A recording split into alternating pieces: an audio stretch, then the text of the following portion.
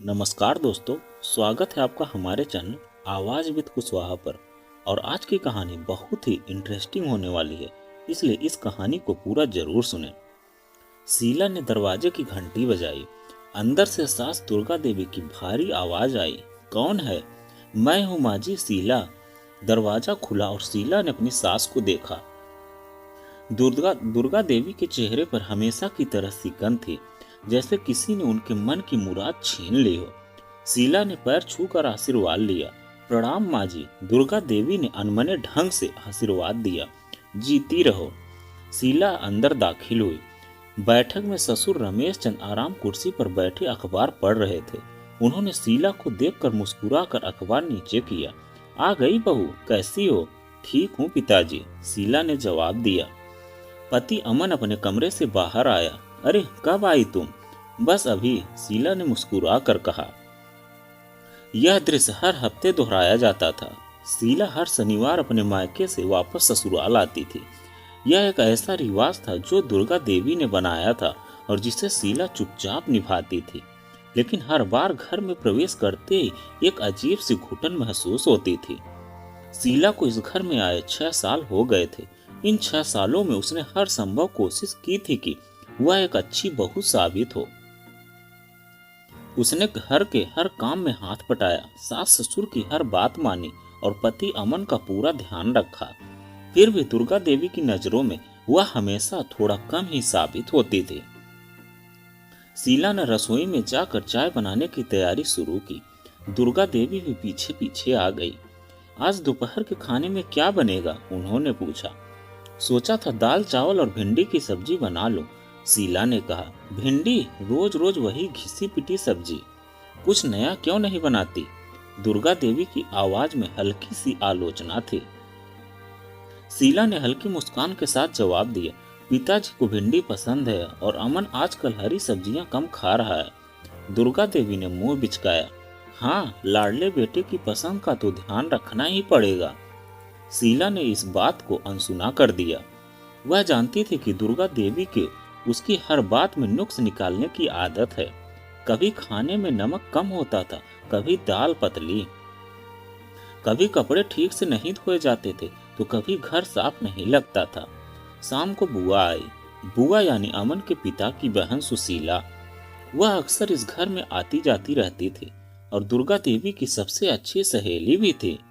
दोनों सास बहू की हर बात जानती थी और अक्सर मिलकर शीला की कमियों पर चर्चा करती थी। चाय पीते हुए दुर्गा देवी ने बुआ से शिकायत की। देख न सुशीला, ये आजकल घर के काम में बिल्कुल मन नहीं लगाती, सारा दिन फोन में लगी रहती है।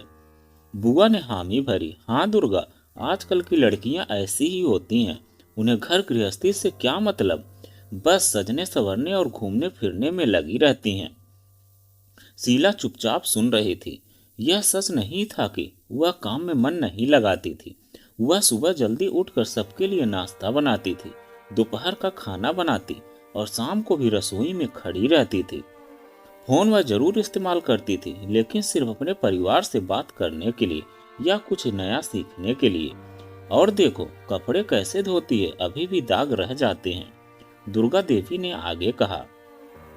हाँ, मेरी बहू तो आजकल मशीन में ही धो देती है, हाथ से धोने का तो नाम ही नहीं लेती। बुआ ने भी अपनी शिकायत दर्ज कराई। शीला ने मन ही मन सोचा कि मशीन में कपड़े धोना बुरी बात क्यों है, क्या उससे काम नहीं होता? लेकिन उसने कुछ कहा नहीं। उसे पता था कि इन बातों का कोई अंत नहीं है। रात के खाने के बाद जब शीला और अमन कमरे में अकेले थे तो अमन ने पूछा, माँ तुमसे कुछ कह रही थी क्या आज? शीला ने एक लंबी सांस ली। हाँ, वही सब बातें, काम ठीक से नहीं करती, खाने में नुक्स निकालती हैं, वगैरह वगैरह। अमन ने शीला का हाथ थामा। तुम जानती हो ना, माँ ऐसी ही है, उनका स्वभाव है, तुम ध्यान मत दिया करो। मैं कोशिश करती हूँ अमन, लेकिन कभी कभी बहुत बुरा लगता है। ऐसा लगता है कि मैं कुछ भी कर लूं, कहीं भी उनकी नजरों में खरी न उतर सकी। शीला की आवाज में निराशा थी। अमन ने उसे गले लगाया। ऐसा नहीं है शीला, माँ कभी कभी थोड़ा ज्यादा बोल जाती है, लेकिन वह तुम्हें पसंद करती है, बस उनका तरीका थोड़ा अलग है। शीला जानती थी कि अमन अपनी माँ को नाराज नहीं करना चाहता। वह हमेशा बीच का रास्ता निकालने की कोशिश करता था। अगले कुछ दिन शांति से बीते। शीला ने और भी ज्यादा ध्यान से काम किया, हर छोटी बड़ी बात का ख्याल रखा। उसने दुर्गा देवी की पसंद का खाना बनाया, घर को और भी ज्यादा साफ रखा और फोन का इस्तेमाल कम कर दिया। लेकिन फिर भी एक दिन दुर्गा देवी ने उसे फिर से टोका।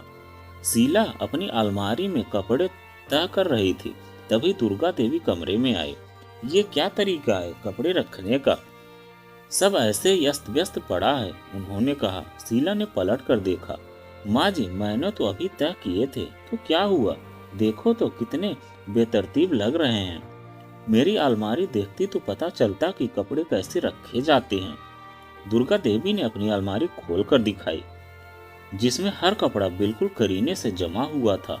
शीला चुप रही। उसे पता था कि उसकी तुलना हमेशा दुर्गा देवी से की जाएगी। उसकी साड़ियाँ, उसके गहने, उसका खाना बनाने का तरीका, उसका घर संभालने का तरीका, सब कुछ दुर्गा देवी के मुकाबले कमतर आंका जाता था। एक दिन जब शीला और अमन बाजार जा रहे थे, तो रास्ते में उन्हें अमन का एक पुराना दोस्त मिला। उसने शीला को देखकर कहा, अमन, तेरी बीवी तो बड़ी खूबसूरत है। क्या करती है आजकल? अमन ने गर्व से कहा, ये घर संभालती है। दोस्त ने मजाक में कहा, बस घर ही संभालती है? आजकल की लड़कियां तो ऑफिस जाती हैं, अपना करियर बनाती हैं। अमन हंस दिया। हाँ, वो भी सही है। उस शाम जब शीला चाय बना रही थी, तो उसने दुर्गा देवी और बुआ को उस दोस्त के बारे में बात करते हुए सुना। देखो तो कैसी बातें करता है, बहू को सिर्फ घर संभालने वाली बताता है, दुर्गा देवी कह रही थी। हाँ, आजकल के लड़के भी ऐसे ही होते हैं, अपनी पत्नियों को आगे बढ़ते हुए देखना नहीं चाहते। बुआ ने सहमति जताई। शीला को हैरानी हुई। वह तो कभी नौकरी के बारे में सोची भी नहीं थी। उसने हमेशा अपने परिवार को प्राथमिकता दी थी। लेकिन क्या उसकी यह कमी थी? क्या दुर्गा देवी चाहती थी कि वह नौकरी करे? एक दिन शीला ने हिम्मत करके दुर्गा देवी से पूछा, माँ जी, आपको लगता है कि मुझे नौकरी करनी चाहिए? दुर्गा देवी चौंक गई। ये क्या बात हुई? तुम्हें नौकरी क्यों करनी चाहिए? वो अमन का दोस्त कह रहा था कि आजकल की लड़कियां ऑफिस जाती हैं। शीला ने कहा। दुर्गा देवी ने हंसकर कहा, अरे वो तो मजाक कर रहा था, तुम्हें नौकरी करने की कोई जरूरत नहीं है। घर संभालना भी बहुत बड़ा काम है। लेकिन शीला को लगा कि दुर्गा देवी की बातों में उतनी सच्चाई नहीं थी। क्या वह सच में चाहती थी कि वह घर संभाले, या यह सिर्फ कहने की बात थी? एक शाम जब शीला और अमन टहलने गए थे, तो उन्होंने एक वृद्धा को अपनी बहू से झगड़ते हुए देखा। बहू कह रही थी कि वह अपनी मर्जी से कुछ नहीं कर सकती, हर बात में सास की मर्जी चलानी पड़ती है। घर लौटकर शीला उदास हो गई। उसने अमन से कहा, देखो तो कितनी मुश्किल है बहू बनना, सबको खुश रखना कितना मुश्किल है। अमन ने उसे समझाया, हर घर की अपनी परेशानियां होती हैं शीला, तुम परेशान मत हो। लेकिन शीला की परेशानी कम नहीं हो रही थी।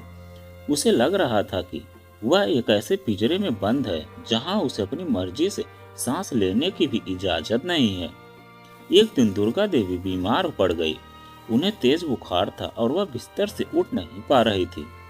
शीला ने उनकी खूब सेवा की।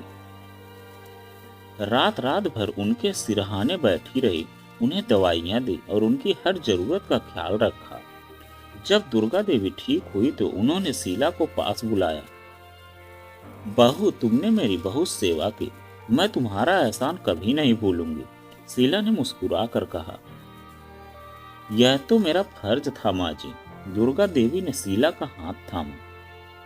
मुझे पता है कि कभी कभी मैं तुमसे बहुत कुछ कह देती हूँ, मेरा स्वभाव ही ऐसा है, लेकिन मेरा दिल बुरा नहीं है। शीला की आंखों में आंसू आ गए।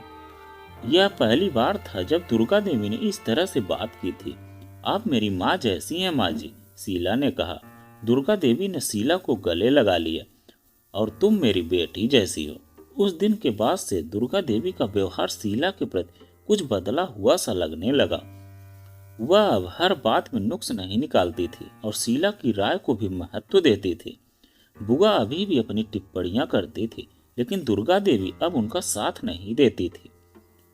एक बार जब बुआ ने शीला के खाने बनाने के तरीके पर टिप्पणी की तो दुर्गा देवी ने कहा, अरे सुशीला, बहू बनाती तो अच्छा है, सबको पसंद आता है।